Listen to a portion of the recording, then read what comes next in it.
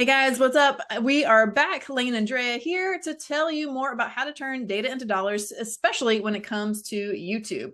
So my question for you guys out here today, are you building your YouTube channel for views? Or are you building it for client acquisition? Because that is a key piece a lot of people are missing when they focus only on the vanity metric of views. And don't get me wrong, like views can certainly increase how much YouTube is paying you back for AdSense. But I have found in the small business space, most people aren't trying to be a YouTube star or YouTube influencer. They are using that as a medium to acquire clients or acquire more customers, especially in the affiliate marketer space. So what can this look like for you? Let's talk about what it looks like to actually be able to track, is your YouTube channel bringing you clients? So Drea, I know you and I have had a lot of fun in exploring this topic with some of our clients as well. And so what's been so interesting, and I'll be curious to see like what your biggest like learnings have been with YouTube as well. But when we look at clients, we see some that are pretty low with subscribers that are still getting like $250,000 in clients acquisition. I mean, clients that are worth like well over $250,000 to them coming through their channels.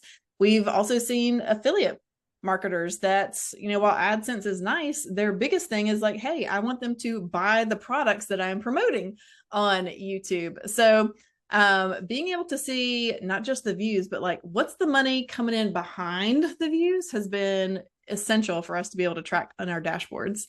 What's maybe been like a key takeaway that you've seen once we started being able to marry the two, like views into cash?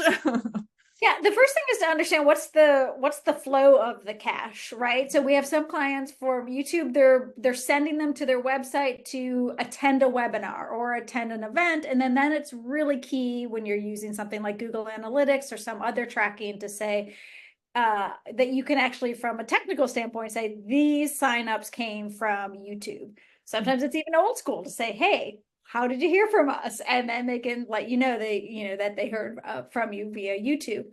Some is a much more direct line of just straight to purchasing a product. So if you put affiliate links, you can track within the system where did the purchaser come from? Was that coming from YouTube? Was that coming from blog? Was that coming from social media, other social media channels, and so forth? So we find it's a really powerful tool to know how is an individual company's audience using YouTube in terms to engage with the company and ultimately, hopefully, convert to join or purchase.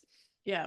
Interesting story behind this too, guys. Like one of the clients that we work with has a substantial YouTube presence, but also a heavy blogger. And I remember when we originally started working together, she just assumed that because most of her time, energy, creative, flow and time was going to putting together YouTube videos, researching all the keywords to use, putting together the titles, adjusting a bazillion thumbnails. She just assumed that most of her affiliate revenue was obviously also coming from YouTube and not from the easy breezy to put together blog posts. But what we were able to do when we had those specific affiliate tracking links and put together some systemization on how she was sharing information, how she was sharing next steps to, either work from her or buy from her, that really cleared the vision to see how much money YouTube was truly making her. And so it went from being just a top line, like, hey, here's how much money the business is bringing in, to no, let's look specifically at just how much money YouTube is bringing in versus the effort that she was also putting into this platform as well. And while she originally thought that YouTube was, had to be well over 75% of her annual revenue, it actually turned out not to be the case. And so I say that not to say that YouTube doesn't work for everyone, but being able to track, where things are coming from, where is it leading them to, can really be a game changer in how you make your next best business decision. Because if something is actually underperforming or overperforming based on your expectations, you're probably going to handle things a little bit differently. What's your take on that, Drea? Also, to dovetail on that, so for this particular business, the YouTube required not just more time, but more of the business owner's time.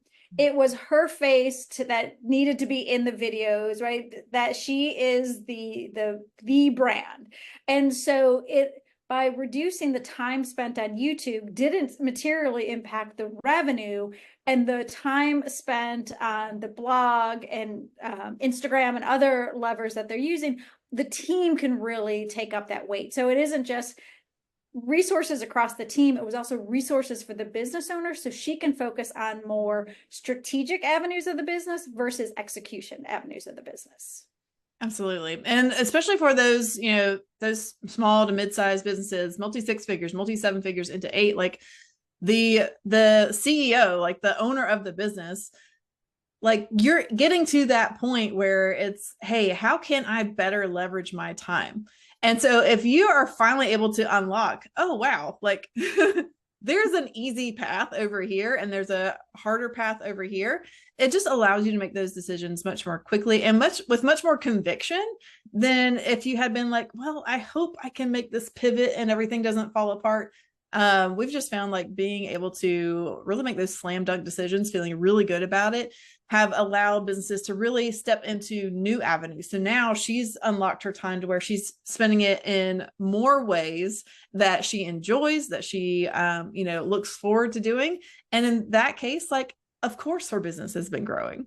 So that's just a really overarching, like one of my top reasons as to like why you need data is like, data gives you decisions. Data gives you power. Data allows you to see with more clarity which decision is actually going to be best for your business going forward.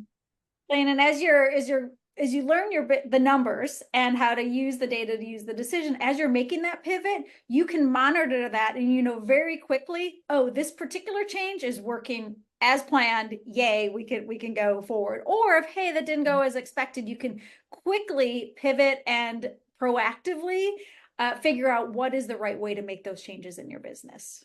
Yeah, absolutely. And so that reminds me, of, sometimes when it comes to seeing data that isn't what you want to see, what that also allows you to do. And one of the great things about YouTube is that you can test.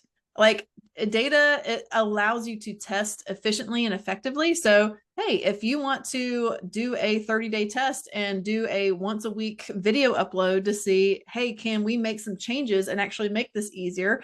Or maybe try a different face on the YouTube video, or try different ways of getting thumbnails put together, faster, cheaper, whatever it is, then you can do that. And you can collect, like, data is flowing through YouTube. So that's why it's such a powerful source to continue to use and why so many people are using it today. Video is connection, and there is so much data available in YouTube. But being able to then see all the way through to the end, let's get the data, let's test it, let's try some different ways.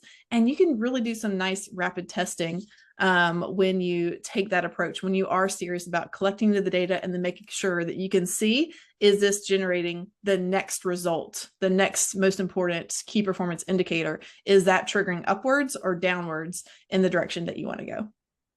Drea, any closing remarks from you?